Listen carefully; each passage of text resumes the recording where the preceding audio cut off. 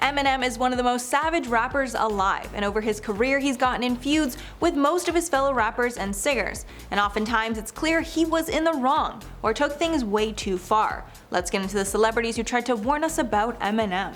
First up, Will Smith. Will Smith is one of the most universally loved people in Hollywood, so you might be wondering how it's possible that Eminem feuded with him.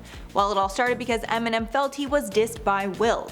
In Will's acceptance speech for winning the 1999 MTV VMA for Best Male Video, a category that Eminem was also nominated for, Will Smith noted that his success proved that rappers didn't have to curse or threaten producers to sell songs. Eminem took this as a personal dig at him, since the only other artists in the category were Lenny Kravitz for the song Fly Away and Ricky Martin's Livin' La Vida Loca, neither of which included heavy cursing. That moment stuck with Eminem, and he threw multiple digs Will's way in the years to come. He hit back in The Real Slim Shady with the lines, "Will Smith doesn't have to cuss to sell records, well I do, so F him and F you too." Will clapped back on his 2005 song Mr. Nice Guy with the rhymes, quote, "Mr. Nice Guy, relationship advice guy, light on the vices, priceless smile, look at the eyes, got the look of a survivor, husband, father, dissed by Eminem, but didn't bother him. Yep, well he classy, Big Will just got another 20 mil, walk right past E, I'm a nice guy, why you harassing me?" Christina Aguilera. This one is super shady and proves why you should never mess with Eminem. In 1999, Eminem married his longtime girlfriend Kim after rapping about her in a nasty and aggressive way in the years before. Since this was probably a tad controversial, Eminem kept the marriage a secret. But Christina Aguilera blew this secret and paid the price. During our MTV special What a Girl Wants, Aguilera leaked the information while also warning women about the consequences of physical harm in a relationship. Then as a clapback, Eminem shared some secrets of his own and revealed that Christina was a cheater. Apparently she hooked up with former TRL host Carson Daly and Limp Bizkit frontman Fred Durst while in a relationship. He continued on the song The Real Slim Shady, where he accused Aguilera of giving him an STD. She clapped back and denied these claims, then released her own diss track called The Real Slim Shady, Please Shut Up. In the end, it's clear that M was the winner, and they managed to mend things years later. Everlast.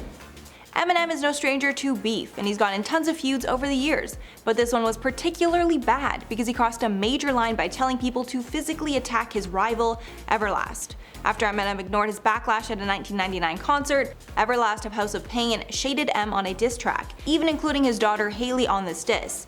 Eminem does not hold back when it comes to his family, so he responded with the harshest words he could think of, most notably on the song I Remember, where he made fun of Everlast's heart problems. He then released Quitter, where he told his fans to beat up Everlast if they ever saw him in the streets. Even though a lot of fans understood the frustration, that's a major line most rappers know not to cross. Next up, Michael Jackson. This is one of the few times that Eminem's words were taken so badly he was forced to apologize. On the song and music video for Just Lose It, Eminem blatantly poked fun at Michael Jackson, specifically at his botched plastic surgery, even including a reference to the time MJ's hair caught on fire during a Pepsi commercial shoot. Many felt that crossed a major line, including Jackson himself. In an interview following the song's release, Jackson said he felt that the song was disrespectful to not only himself but his children, and he was caught off guard as a fan of M's. Eminem felt bad after throwing shade after learning that Jackson was a fan, so in 2004 he apologized to Jackson and called him a legend. He also insisted that the song was not directly about MJ, more so a diss in general about pop icons like him. Mariah Carey and Nick Cannon. Eminem feuded with Mariah Carey, so of course her then husband Nick Cannon got involved to defend her. Over the span of his career, Eminem has continually taken digs at Mariah. He's also hinted at having a past relationship with her that allegedly took place in 2001, although Mariah denied this multiple times. His fourth studio album, The Eminem Show, contained multiple references to the alleged pairing. After Mariah and Nick Cannon got married in 2008, Eminem once again made a song about her called Bagpipes from Baghdad, expressing his interest in Mariah while dissing Cannon. So by 2008, after being included in many of his songs, Mariah decided to clap back and dissed him on her song Obsessed, poking fun at the fact that he won't stop talking about her. In the video for the song, she included a stalker who looked eerily similar to Eminem. This inspired M to dedicate an entire angry record to Carey and Cannon called The Warning. Cannon defended his ex-wife and took to his blog to write a lengthy post about Miss Marshall. Cannon accused him of being a bigot and said he would get revenge in the future. Shortly after its release, Cannon deleted the song, and the pair have never referenced each other since. Tyler the Creator. This is the other time that Eminem went so far in a diss track that he was forced to apologize for his words. One of the rappers who Eminem dissed on Kamikaze was Tyler the Creator, and in his lyrics on the song Fall, M called him the F-slur. And if you didn't already know, Tyler the Creator is openly gay. In a reflective interview years later with Sway, M went to regret the words, saying, quote, "I think the word that I called him on that song was one of the things where I felt this might be too far. In my quest to hurt him, I realized that I was hurting a lot of other people by saying it."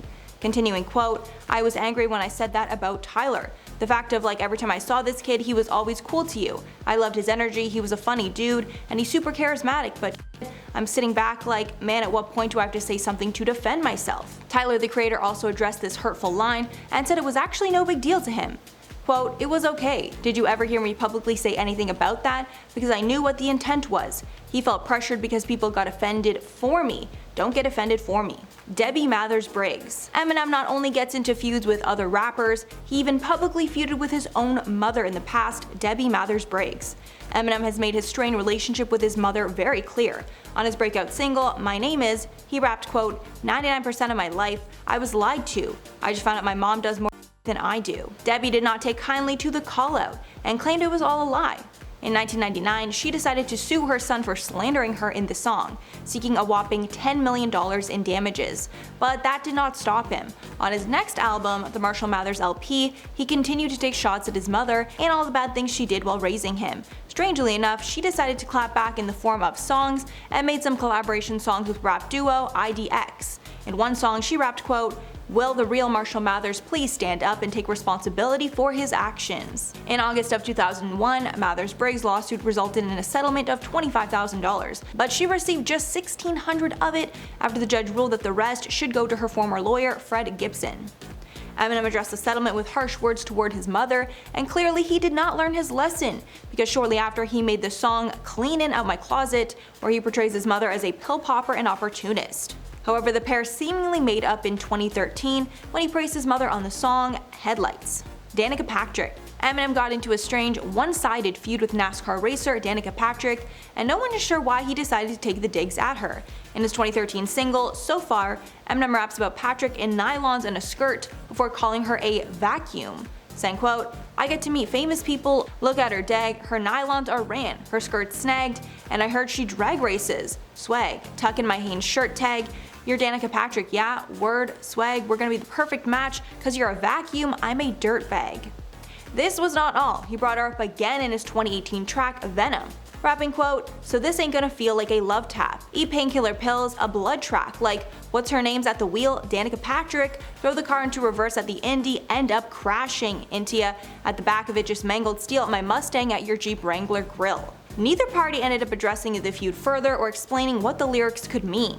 It was reported that calling her a vacuum just basically means she sucked, and in Venom, his digs just meant that she crashed a lot. We're not sure if she got on his bad side or if he just decided to pick on her for no reason, but I think it's clear at this point that we will never know.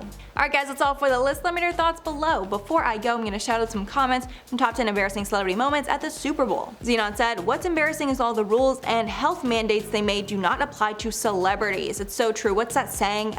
For thee, not for me or something? I've been hearing that a lot. And it's so true. It's like blatant hypocrisy.